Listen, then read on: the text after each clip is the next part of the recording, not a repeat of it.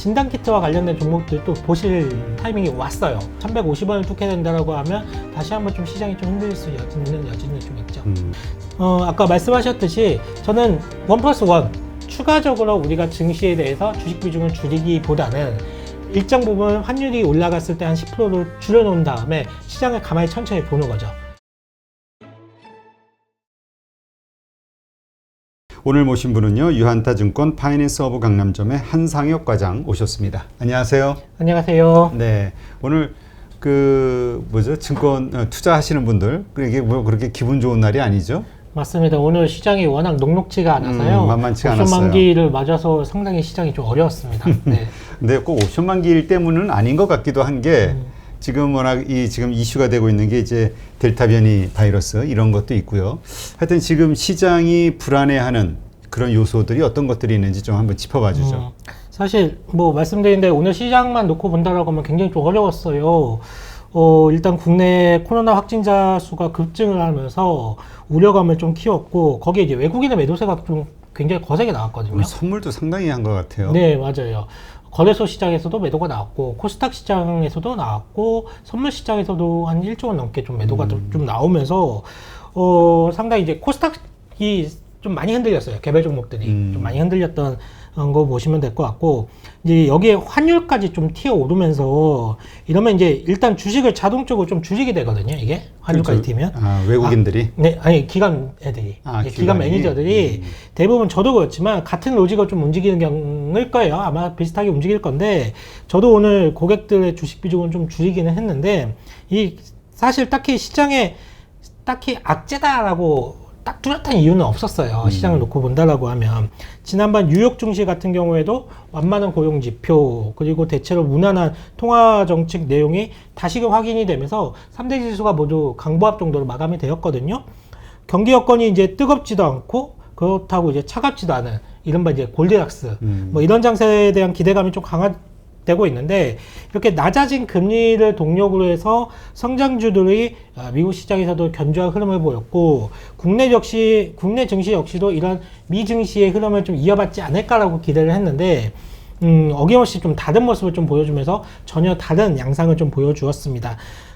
다만 이제 조금 찜찜했던 부분이 좀 있기는 했는데 금리 부분이 좀 찜찜하긴 했었거든요. 하지만 시장만 놓고 본다라고 하면 뚜렷한 악재가 없는 가운데서 수급적인 요인이 많이 흔들렸고 거기에 환율까지 튀다 보니까 좀 기계적인 매도가 좀 나오지 않았나라고 좀 생각하고 있습니다. 네, 그 외국인들의 그 어떤 매도 이런 것도 좀 프로그램 매도 뭐 이런 것들이라고 봐야 되나요? 네, 맞습니다. 프로그램 매도라고 보시면 될 것 같고요. 비차익 거래로 좀 상당히 많은 매도가 좀 나왔었고 이게 앞서 간략하게 말씀드렸지만 단순하게 외국인이 판단을 했을 때 매도가 같이 하지는 않아요. 솔직히 저희도. 근데 이게 환율이 튀면 일단은 환율이 튀게 된다라고 하면 자동적으로 일단 주식 비중을 좀 줄입니다. 오늘 환율이 어떻게 되는데요? 오늘 마지노선이라고 봤던 이제 1140원을 뚫었죠. 1140원 뚫었어요? 네. 그래서 장중에 1145원, 제가 이제 마지막까지 본 건 1145원까지 좀 봤는데, 종가는 제가 아직 확인을 못했지만, 이게 1150원은 근데 마디 지수대라고 보죠. 마디 가격이라 보는데 1150원을 뚫게 된다라고 하면 다시 한번 좀 시장이 좀 흔들릴 수 있는 여지는 좀 있죠.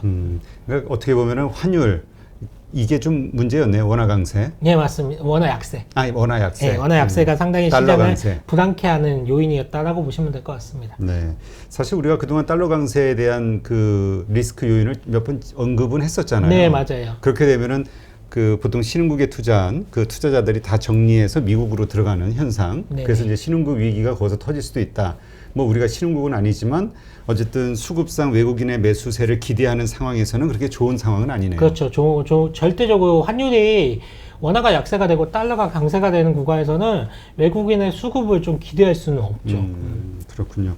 그렇잖아도 좀 어려운 증시에 조금 더 안 좋은. 근데 이게 하루 어떤 일시적인 현상인 것인지 아니면 이게 좀 더 지속이 될 것인지 이거는 어떻게 봐야 될까요? 환율? 환율 같은 경우에는 솔직히 주식보다 더 어렵죠. 어렵죠. 어려운 부분이 환율이긴 한데 오늘만 놓고 본다라고 하면 뭐 뭐 지금까지도 그렇지만 우리나라 원화가 위안화에 상당히 많이 동조화되는 경향이 좀 많이 그렇죠. 있거든요. 근데 지금 위안화가 약세로 좀 흘러가고 있는데 그러면서 원화까지도 같이 동조화되면서 약세로 움직이는 경향이 있는데 위안화가 약세가 되고 있는 부분들은 어떻게 보면 지금 미국이 중국에 있는 대기업들을 지금 때리고 있잖아요. 그러면서 이런 부분들 미국의 중국을 견제하는 움직임 속에서 나오는 위안화 약세로 좀 해석이 된다라고 하면 그렇다라고 하면 좀 더 이어질 가능성은 좀 더 높다라고 보고 있습니다. 네, 뭐 좋은 소식은 아니네요. 자, 그 다음에 또 찜찜한 부분들 어떤 게 있을까요?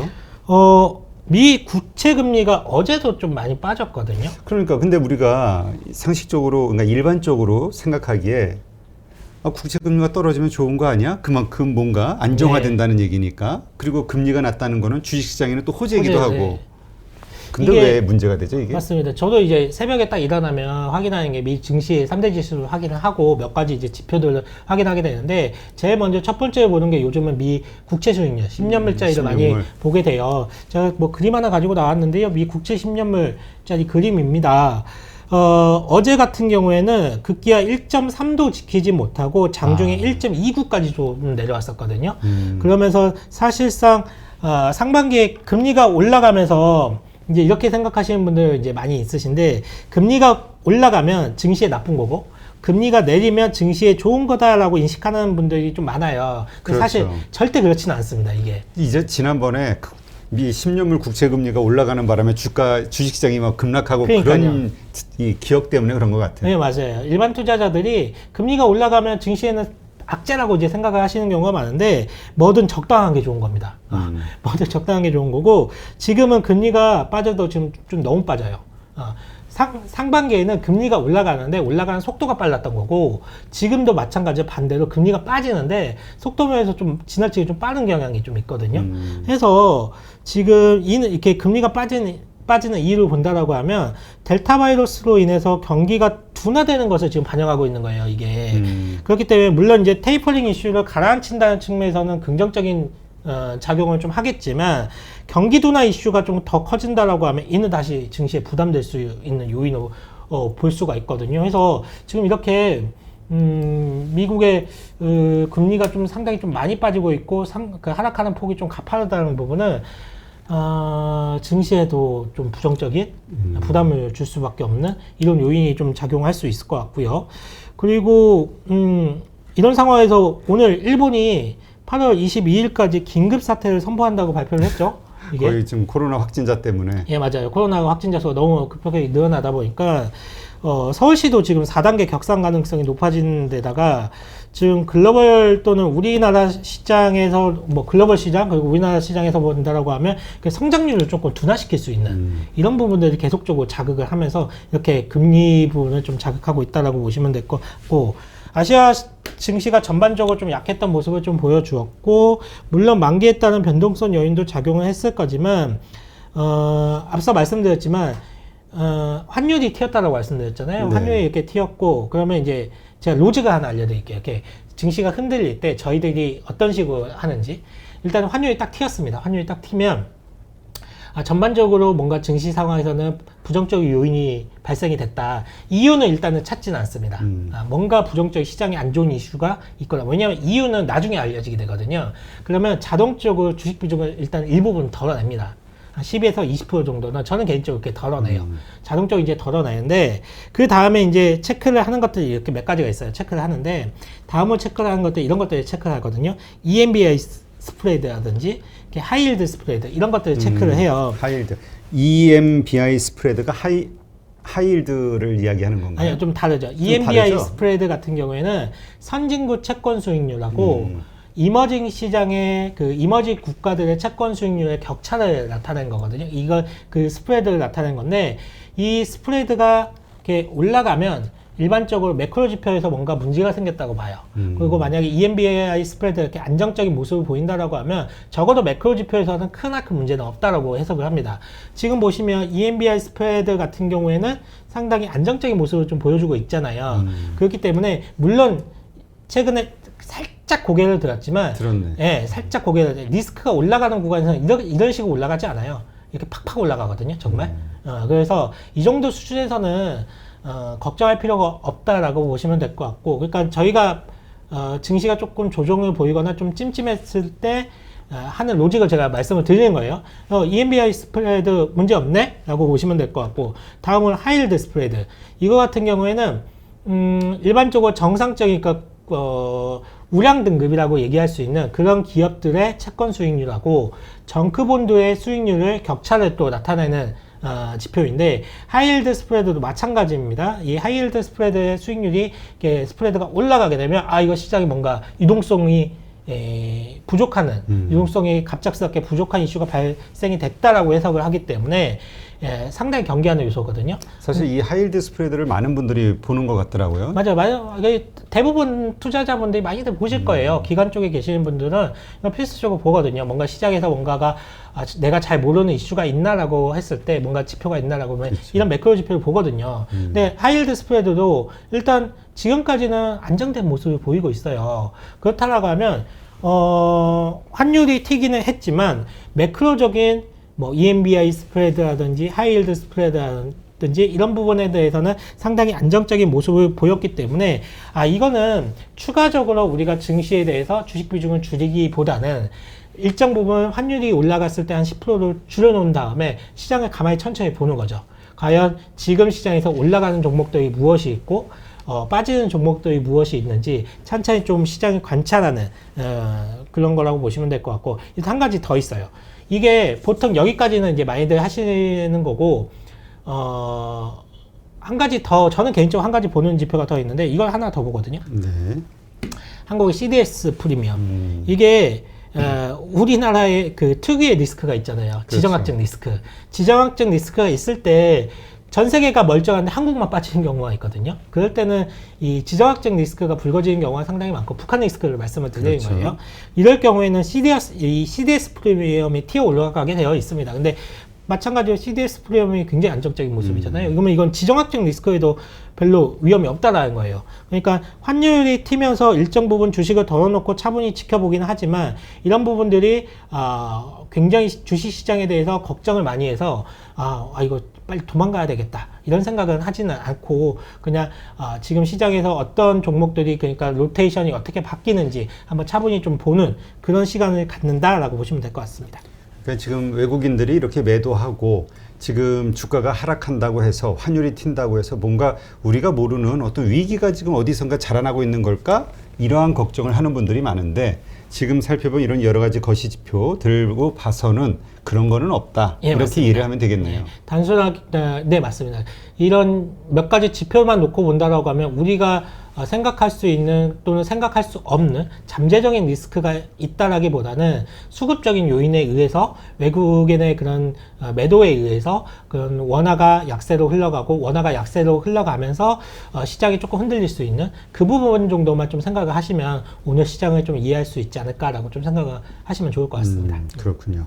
사실 우리 지난주에도 7월 시장의 어떤 변수에 대해서 몇 가지 언급을 했었죠. 그 언급한 것들이 뭐 델타 바이러스, 미국 고용지표, 미국의 그 부채 한도 협상, 이런 것들이었는데, 지금 이거와 관련해서는 어떻게 진행이 되고 있는지 다시 한번 점검해 보죠. 맞습니다. 사실 지난주에 제가 7월 시장에 조금 변동성을 키울 수 있는 요소들이 몇 가지가 있다라는 말씀을 드리고 갔어요. 그 첫 번째가 델타 바이러스.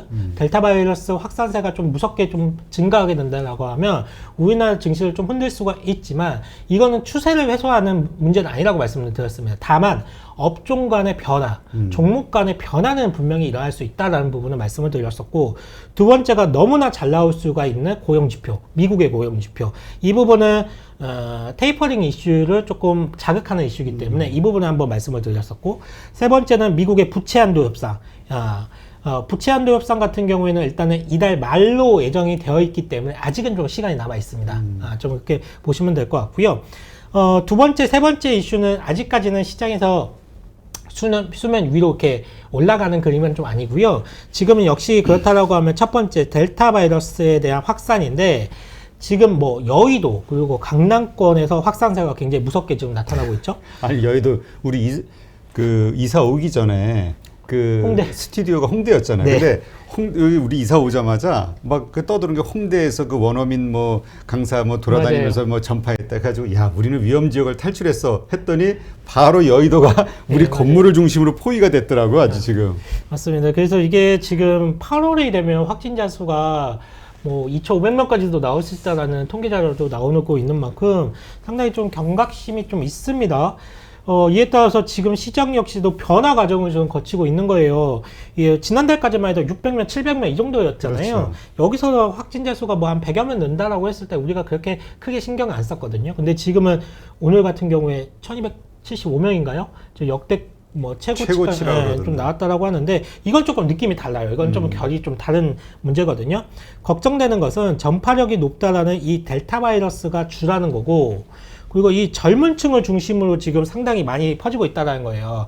작년 같은 경우에는 이 교회를 중심으로 이 코로나 바이러스가 좀 많이 퍼졌기 때문에 상당히 방역을 하기에 어떻게 보면 지금보다는 좀 수월한 측면이 있습니다. 하지만 이제 젊은 층을 중심으로 지금 확진자 수가 좀 퍼져나가고 있다는 거는 사실 이 젊은 층에서 사회적 거리두기를 최근 이제 한 1년이 넘는 시간 동안 잘 지켜줬어요. 그리고 근데 피로감이 많이 쌓여 있습니다. 그렇죠. 네, 상당히 피로감이 많이 쌓여 있고 이 혈기왕성한 젊은 층들이 이 클럽이라든지 이렇게 식당, 맛집 이런 데에서 지금 많이 확진자 수가 지금 전염이 되고 있기 때문에 지금 상당히 이거를 막기가 쉽지는 않을 것 같다는 생각을 좀 하고 있습니다. 정부 당국에서도 이 부분을 좀 걱정을 하고 있는 거고요. 그래서 지금 시장에서는 작년 코로나가 유행했을 때 어떤 종목들이 수혜주로 좀 언급이 돼서 많이 떴지라고 생각을 해보시면 언택트와 관련된 종목들, 그러니까 재택근무와 관련된 종목들, 온라인 교육, 그리고 진단키트 이런 종목들에 지금 관심을 가져질 수밖에 없는 부분이고요.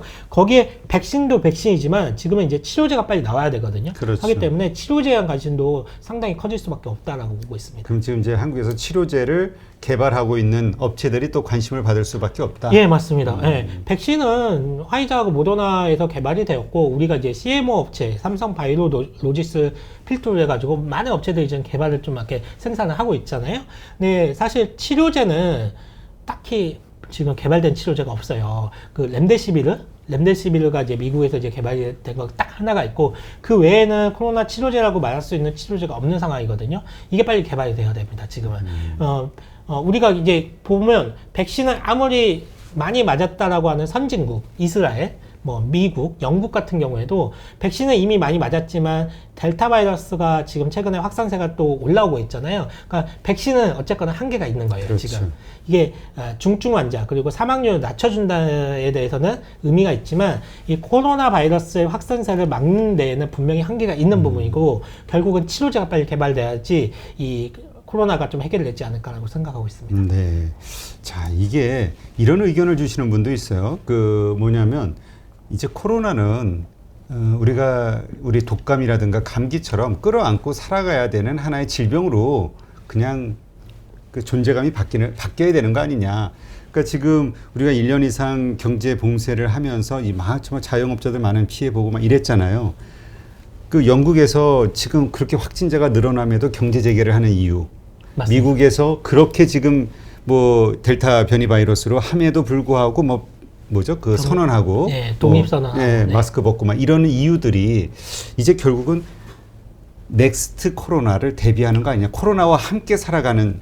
그러니까 왜냐면 우리가 코로나에 대해서는 사실 한 6, 7개월 전만 해도 걸리면 죽을 수도 있다라는 공포감이 있었지만 지금은 그냥 치료받으면 되지 그냥 이런 정도 가벼워졌잖아요. 그렇죠. 그게 저도 그 부분에 대해서 동의를 하는 부분인데 특히 이제 싱가포르가 시도하고 있죠, 지금. 네, 지금 싱가포르가 더 이상 확진자 수도 집계하지 않고 이게 경로도 더 이상 집계하지 않는다라고 이미 선언을 했어요. 싱가포르가 이게 진짜 이상한 국가 아니거든요. 그렇죠. 이렇게 아프리카의 그 작은 국가 아니거든요. 어떻게 보면 금융으로 본다라고 하면 그렇죠. 금융으로 본다라고 하면 아시아를 대표하는 국가인 거고 어떻게 보면 선진국에 가까운 국가인데 이런 싱가포르에서 그런 결정을 내렸다는 거는 일단은 코로나랑 공조해서 살겠다라는 것을 선언한 거랑 마찬가지예요. 그렇기 때문에 저는 여기서는 치료제 개발이 굉장히 더 이제부터는 중요해지는 시점이 왔다라고 보고 있는 겁니다. 네. 네. 자, 그렇다면 이제 진단키트 업체들 워낙 많이 있잖아요. 정말 CGN 같이 대표적인 업체도 있지만 어때요? 지금 우리가 다시 이 진단키트에 관심을 갖는다고 하면은 조금 더 뭐라 그럴까 가격적인 면으로나 어떤 그 밸류상으로나 그 다음에 뭐 매출 규모상으로나 관심 가질 만한 종목이 있을까요? 네, 일단은 진단키트 쪽은 좀 보실 필요가 있다라고 생각을 하고 있는데, 우리가 지금 생각을 했을 때 이게 코로나 확진자 수가 지금 쉽게 잡힐 것 같지 않거든요, 지금. 지금 분위기는 그래요. 예, 보건당국에서도 상당히 걱정을 많이 하고 있는 부분인 거고. 그리고 제 생각에도 뭐 지금 한 1200명대 나왔는데, 막 1300명, 1500명, 이거 2000명까지 넘어간다고 생각을 해보면, 그러면, 진단키트 수요는 기하급수적으로 다시 커질 수밖에 없거든요. 왜냐면 이 확진자 수가 이렇게 많아지면 그거에 따라서 스쳐 지나갔던 사람들이 검사를 어마어마하게 받아야 돼요. 지금 뭐 사진을 보셨는지 모르겠지만 뭐 여의도, 뭐 강남, 뭐 삼성역 주변 여기 코로나 뭐 임시 검사 선별소라고 하나요? 거기 보면 사람들의 줄이 어마어마하게 합니다, 지금. 몇 시간씩 서 있다고 네. 그러더라고. 그리고 제가 여기 지금 스튜디오 나오기 전에 몇 군데 약국을 들렸다 왔어요. 네. 한 4-5 군데 약국을 들려가지고 물어봤거든요. 요즘 자가진단 키트도 잘 나오잖아요. 그래서 이 자가진단 키트를 한번 물어봤는데 어제까지는 있었는데 오늘 다 나갔답니다. 아, 이게. 그래요? 예. 그러니까 사람들이 불안한 거죠. 그러니까 직접 가서 검사 받기는 귀찮고. 뭐 또 뭐 몇 시간씩 기다려야 된다고 하니까 그러니까 쉽게 구할 수 있는 약국에서 구할 수 있는 이 자가진단 키트를 사가지고 이제 검사를 하는 것 같은데 이렇게 진단 키트 수요가 상당히 많아질 겁니다. 해서 어쨌거나 지금은 우리 시장 자체가 코로나 확진자 수가 늘어나고 있다는 거는 팩트인 요소고 진단 키트에 대한 수요가 커질 수밖에 없는 부분들 역시 예상을 할 수밖에 없는 부분이기 때문에 지금은 또 한 달 전하고 또 분위기가 달라졌죠. 한 달이 뭔가요? 일주일 전하고 분위기가 그렇죠. 확 달라졌죠. 일주일 또. 전하고 완전히 달라졌어. 예, 진단키트와 관련된 종목들 또 보실 타이밍이 왔어요. 그렇다고 보고 있고, 사실 이제 뭐 지금 뭐 우리가 잘 아는 기업들, 시젠도 있고, 뭐 휴마시스도 있고, 뭐 바디텍 메드 뭐 이런 많은 종목들이 있는데, 저는 최근에 좀 재밌는 기업이 하나 있어서 그 기업을 좀 주목을 하고 있는데요. 사진 하나 가지고 나왔는데요. 보시면, 인탑스라는 회사거든요. 제가 진단키트 제조업체라고 썼는데 사실 인탑스는 진단키트 전문적으로 제조하는 회사는 아니에요. 이거 인탑스라는 회사 아시는 분들은 잘 아시겠지만 이 회사가 굉장히 유명한 회사거든요. 뭘로 유명하냐면 휴대폰 케이스를 만드는 회사로 굉장히 유명합니다. 아, 그래요? 예, 대부분의 매출이 휴대폰 케이스로 나와요. 이게 원래는 이 회사가 뭐 하는 회사였냐면 플라스틱 케이스를 만드는 회사였는데 이제 삼성전자가 메탈 케이스를 적용을 하면서 스마트폰에 쓰이는 플라스틱 케이스가 그걸 만들었던 수많은 업체들이 치킨 게임이 들어갔고 이게 다 문을 닫았어요. 그래서 몇 개의 업체들밖에 안 남았거든요. 그리고 이제 삼성전자는 메탈 케이스로 간다라고 하면서 플라스틱 케이스가 좀 외면을 받았고요. 근데 삼성전자가 이 중저가 스마트폰에서 다시 플라스틱 케이스를 적용을 하기 시작을 했고, 그러면서 이제 살아남은 플라스틱 케이스 업체들이 이제 수혜를 잇기 시작을 했는데, 그 중에 하나가 인탑스입니다. 아, 그래요? 네, 그래서 휴대폰과 관련된, 그러니까 휴대폰 케이스와 관련된 매출이 상당히 잘 나오는 회사고, 연 매출이 한 1조 원 나오거든요. 올해 한 1조 원 나올 거고, 이게 OP 마진이 한 9% 정도 나와요. 그러니까, 아마 올해 영업이익을 한 1000억 정도는 벌 회사입니다. 지금 시가총액이 한 5,500억? 한 6천억이 안 될 거예요. 그렇다라고 하면, 올해 한 1000억 정도 버는 회사가, 5,500억, 6천억 정도 시가총액을 된다라고 하면, 일단 밸류에이션 상에서는 부담이 없죠. 부담이 없는 상태죠. 근데 이 회사가 참 재밌는 게, 이 홈페이지에서 나온 사진인데, 보시면, 여기 SD 바이오 센서라고 되어 있죠. 이번에 새로 공모하는 회사 아니에요? 예, 맞습니다. 그 회사의 진단키트의 그 겉에 보면 플라스틱 그 케이스를 만드는 거예요, 이 애들이. 이게 그러면서 SD 바이오 센서는 뭐 말씀을 하셨지만 이번에 상장하는 대여급이라고 얘기하는 그런 진단키트 업체잖아요. 이 회사가 지금 뭐 공모가가 결정이 됐죠. 52,000원으로 결정이 됐고 아마 상장을 하게 된다라고 하면 공모가 기준으로 한다라고 하면 시가총액이 5조 한 3천억 정도가 될 거예요. 네. 그 정도로 굉장히 큰 회사라고 보시면 될 것 같고요. 뭐 시젠과 맞먹을 정도로 국내에서는 1, 2위를 하는 진단키트 업체입니다. 이 회사의 그 진단키트 겉에 보면 플라스틱을 만든다라고 했을 때, 인탑스는 이 진단키트와 관련해서 한 번도 언급이 됐던 회사가 아니에요. 그렇기 때문에 상당히 수혜를 받을 수 있다라고 생각을 하고 있고, 더욱더 좀 재밌는 사실이 뭐냐면, 이번에 SD 바이오 센서가 재밌는 게 뭐냐면, 이번에 인도 시장에 진출을 한다라고 해요.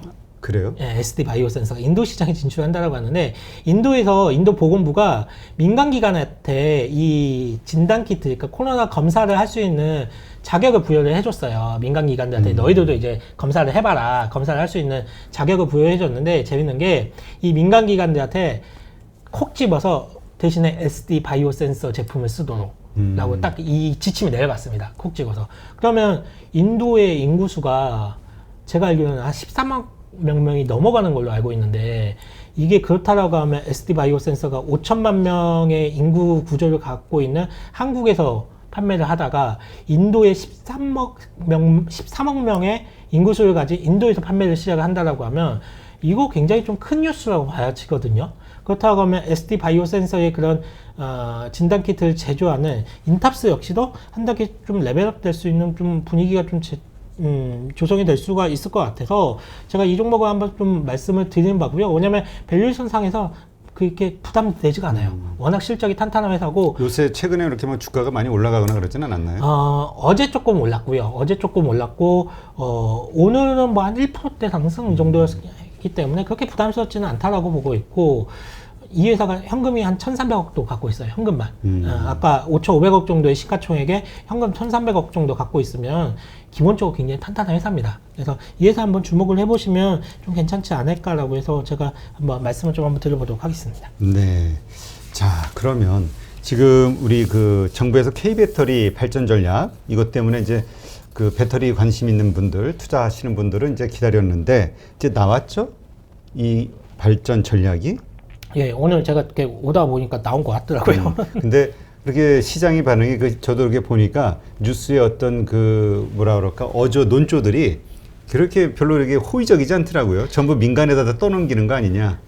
일단은 이 뉴스가 2030년까지 한 40조 원을 배터리 분야에 이제 쏟아붓겠다, 투자를 하겠다라고 이제 발표가 된 것 같은데, 이 뉴스 자체는 장중에 나온 뉴스는 아니에요. 장 끝나고 나왔기 때문에 반영되지 않는 뉴스입니다. 오늘 시장에 반영이 되지 않는 뉴스인데, 말씀하신 것처럼 이게 결국은 정부에서 우리가 기대했던 거는 정부에서 직접적인 투자를 좀 생각을 했는데 이 부분은 좀 아닌 것 같아요. 민간에서 삼성 SDI, SK 이노베이션, LG화학 이런 민간 업체들이 주도해서 한 40조 원을 좀 투자를 하는 것 같고요. 정부에서는 세제 혜택을 좀 주고, 금융 혜택을 좀 주고, 뭐 이자를 조금 부담을 없애준다든지, 그리고 이제 펀드를 조성해준다든지 이런 쪽에서 해서 서브적인 역할을 좀 하는 것 같아요.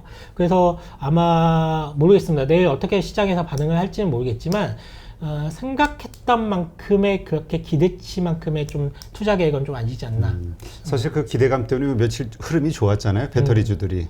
흐름이 좋았죠. 오늘을 기다린 분들이 상당히 많았죠. 국내외적으로 오늘이 상당히 중요한 날이었거든요. 오늘 이벤트가 상당히 많았어요. 그렇죠. 오션 만기 뭐 오늘 이벤트도 있었고, 그리고 국내적으로 봤을 때는 K배터리와 관련된 정책적 지원을 발표한다라는 날이었고, 거기에 아직 유럽 시장이 아직 뭐 개장했겠죠. 이제 했을 거고. 하지만 이제 유럽의 이제 유명한 스텔란티스라는 회사에서 배터리 데이를 그렇죠. 하는 날이잖아요. 이제 아직 발표 안 했을 겁니다. 지금 거기는 이제 뭐 아침이기 때문에. 삼성 SDI 투자하신 분들은 막 기대 엄청 하고 있던데. 네, 맞아요. 그래서 스텔란티스에서 어떤 얘기가 나올지, 그 스텔란티스의 배터리 데이를 또 기대하시는 분들이 상당히 많을 거고, 그래서 오늘 상당히 좀 주목하실 분들이 좀 많았을 텐데, 어쨌거나 국내에서 정책적인 얘기는 좀 나왔고, 이제 기대할 수 있는 거는 그 스텔란티스와 관련된 이슈가 좀 남아있죠.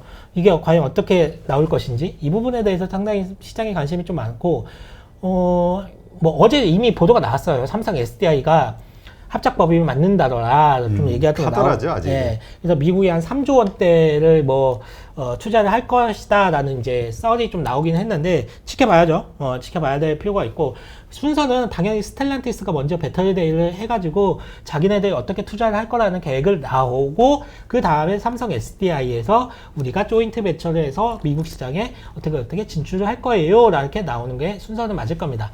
그래서 그 순서를 한번 기다려 보시면 좋을 것 같습니다. 일단 이렇게 분위기가 좋다라고 우리가 이해할 수 있는 게 이쪽 산업이 어차피 커질 수밖에 없다라고 보는 게, 이 소재 관련해서도 지금 증설을 계속하고 있잖아요. 기업들이. 네. 소재 업체들이. 그 내용 한번 좀 설명해 주시죠. 맞아요. 또 이제 어제 시장에서 소재 업체들의 증설과 유상증자 얘기가 상당히 많이 나왔습니다. 참 호재와 악재가 같이 더 튀어나왔네. 네, 맞아요. 이게 개별 기업들의 많은 뉴스들이 나는데 먼저 에코프로 비행 같은 경우가 좀 특이한 게 유상증자를 하겠다라는 공시는 아니었고요. 유상증자를 앞으로 할 수 있다라는 예고 공시를 했습니다. 예고 공시를 했고요. 하반기에 한 4천억 정도의 규모의 유상증자를 계획하고 있다라고 일단은 발표를 했는데 해외 시설 투자에 따른 자금 조달이라고 얘기를 했고 아마 유럽 또는 미국이겠죠.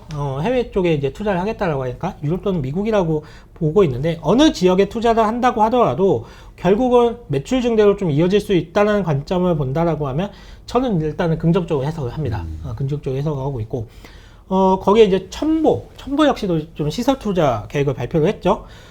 약 2만 톤 규모의 증설을 발표를 했고 워낙 이제 첨보 같은 경우에는 전해질 시장에서는 과점적 지위를 가지고 있는 회사이기 때문에 이번 캐파 확대 같은 경우에는 출하량 증가로 바로 이어질 수가 있습니다. 그래서 첨보 역시도 저는 수혜가 이어질 수 있다라고 좀 생각을 하고 있어요. 거기에 또 하나 업체 동박을 생산하는 SKC 이 SKC 역시도 증설하고 유증을 발표했는데 물론 SKC가 유증한다라고 발표를 한 건 아닙니다. 이게 동박 사업을 영위하고 있는 자회사가 있거든요. SKC 이게 넥실리스라는 회사가 있는데 이 자회사 이 회사가 이제 유증을 하는 거고 거기에 이제 SKC가 참여하는 거기 때문에 SKC가 뭐 직접적으로 유증을 발표하는 거 아니고 뭐 아무튼 각 소재 업체들이 지금 유증을 발표를 하고 증설도 발표를 하고 있는데 저는 전반적으로 좀 좋게 생각을 해요. 이런 부분들은 뭐 지금 뭐 자금 조달을 하고 이에 따른 증설을 하고 이런 것들이 결국은 매출에 대한 그로스가 좀 나올 수 있는 그림이 보여지거든요. 그렇죠. 만약에 매출액이 뭐 증가된다라는 게 그림이 안 보여진다라고 하면 유상증자는 당연히 악재죠. 근데 물론 이제 단기간에 이제 악재로 받아들일 수는 있겠지만 결국은 놓고 본다라고 하면 이게 매출액 증가, 그 영업이익 증가, 당기순이익 증가로 이렇게 예상될 수 있는 그림이 그려지기 때문에 저는 상당히 수익성으로 이어진다라고 보고 있고 이거는 악재보다는 호재로 좀 생각을 하고 있습니다. 네. 하여튼 이 배터리와 관련해서는 분명한 건 성장하는 산업이라는 게 그 여러 가지 일어나는 현상들을 보면은 그건 뭐 확실한 것 같고요. 누구나 부인하지 못하는 사실이잖아요. 그렇죠. 누구도 부인하지 전기차 못하는. 시대가 올 수밖에 없으니까. 그렇다면 이제 여기서는 뭐 어찌 보면 좀 어리석은 그 질문일 수도 있는데 이 SK 이노베이션, LG 에너지 솔루션, 그다음에 삼성 SDI 이 완성 배터리 업체에다 투자할 것이냐, 지금 이런 어떤 소부장 이쪽에다 투자할 것이냐, 이거에 대해서는 어떻게 보세요? 이럴 때 항상 애매모호 할 때는 같이 투자해라. 1+1 말씀을 드리고 있는데 저는 뭐 지난주에 뭐 SK 이노베이션이 그 물적 분할에 대한 가능성에 대해서 얘기를 그렇죠. 했잖아요. 그러면서 제가 말씀드렸던 게 사실 너무 좀 이렇게 시끄러울 때는 동종 같은 일을 하고 있는 다른 회사인 삼성 SDI 쪽으로 이제 갈아타보시는 것도 한번 생각을 해보세요라고 하고 말씀을 드리고 왔는데 와 댓글에서 SK 이노베이션을 가지고 계신 분인지 굉장히 저에 대해서 안 댓글 좋게 보면 상처 입어. 굉장히 마요. 안 좋게 말씀하시더라고요. 아니 뭐 그거는 뭐 개인적인 취향입니다. 뭐 SK 이노베이션이 안 좋다는 얘기는 아니에요. 안 좋은 건 아니고 다만 노이즈가 생길 수가 있으니까 상대적으로 조금 이렇게 이미 같은 일을 하고 있는 다른 회사도 한번 관심을 가져보시라는 말씀을 드리고 싶고요. 아까 말씀하셨듯이 저는 1+1 삼성 SDI와 뭐 비롯해서 LG 에너지 솔루션, SK 이노베이션 같이 셀 업체 하나 비중을 이 회사를 한 50% 정도 50%. 실어놓고 나머지 소재 업체 한 2개 정도를 25대 25 해가지고 저는 그렇게 가져가면 좋을 것 같습니다. 네, 알겠습니다. 네, 이렇게 해서 유안타증권 파이낸스 허브 강남점의 한상혁 과장과 함께했습니다. 오늘 수고 많았습니다. 예, 감사합니다.